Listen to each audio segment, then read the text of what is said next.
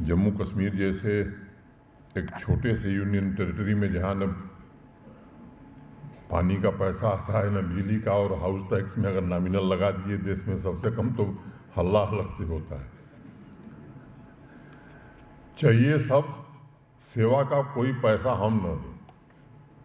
मैं समझता हूँ कि इस पर सबको विचार करने की आवश्यकता है। जनता सर्वोपरि है, जनता के हितों का ध्यान रखना ये प्रशासन की जिम्मेदारी है। लेकिन जो सक्षम लोग हैं अगर वो सेवाओं के लिए शुल्क नहीं देंगे, अब आईफोन खरीदने के लिए पैसा है, डेटा इस्तेमाल करने के लिए पैसा है, दिन भर वीडियो और गेम के लिए भी पैसा है। मुझे लगता है कि इस पर आप सबसे, मैं इसलिए भी ये बात कह रहा हूँ कि सबको एक विचार करके कैसे चलना है, इसका एक रास्ता बनाना होगा। लुल्लू साहब ने आपको विस्तार से बताया है कि इसके कारण हमारी जीडीपी को कितना लाभ होने वाला है। और मैं मानता हूँ कि जम्मू कश्मीर देश का पहला यूटी राज्य बन गया है जो इस बड़े पैमाने पर एग्रीकल्चर और एलाइड सेक्टर में इतना बड़ा रिफॉर्म कर रहा है। और वाइस चांसलर साहब ने बताया 21 तारीख को कोशिश हो रही है कि हमारे जो इंस्टीट्यूशंस हैं वो भी अब इंटरनेशनल स्टैंडर्ड के हो जाएं, चाहे वो इसकास्ट कश्मीर हो, इसकास्ट जम्मू हो या बाकी हमारी यूनिवर्सिटीज़ हों। इसकी भी चर्चा हो रही है। उसमें एक बात देश के विदेश मंत्री ने उस दिन कही थी, जयशंकर जी ने, फूड सिक्योरिटी की। और अब फूड सिक्योरिटी से दुनिया आगे सोच रही है कि ऐसी फूड सिक्योरिटी जिसमें प्रोटीन भी।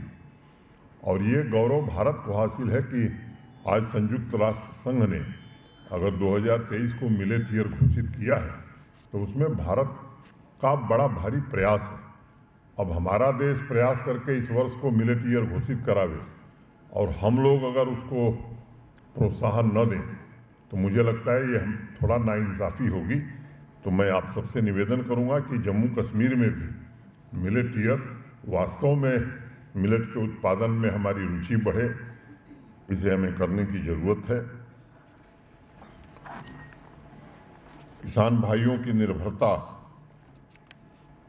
को कैसे आत्मनिर्भरता में परिवर्तित किया जाए,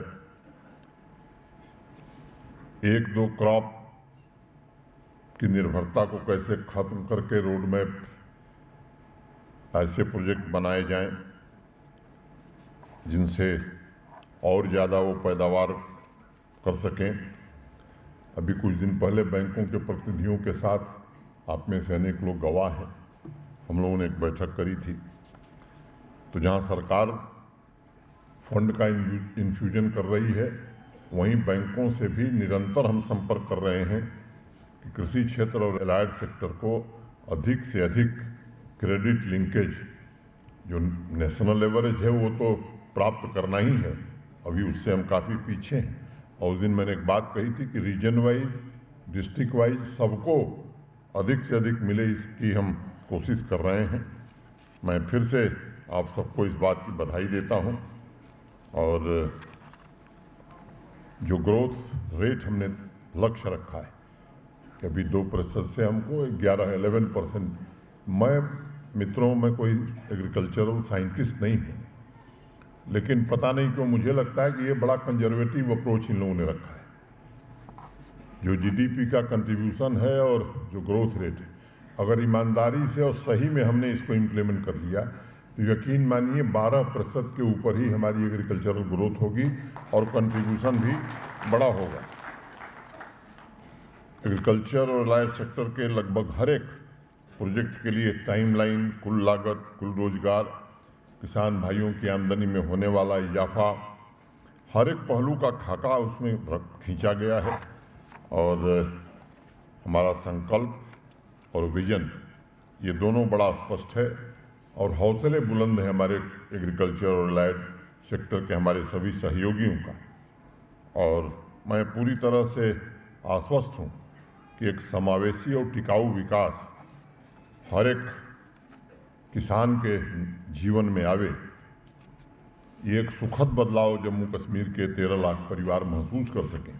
और मुझे लगता है कि जिस दिन ये स्थिति पैदा होगी, निश्चित रूप से हमारी आर्थिक समृद्धि भी होगी, शांति भी होगी, रोजगार के अवसर भी होंगे और जो सपना आप सबका है उस सपने को हकीकत में बदलने में हम सब सफल होंगे। इतनी ही बात कहता हुआ मैं आप सबके प्रति हृदय से कृतज्ञता ज्ञापित करता हुआ अपनी बात पूरी करता हूँ। धन्यवाद। जय हिंद।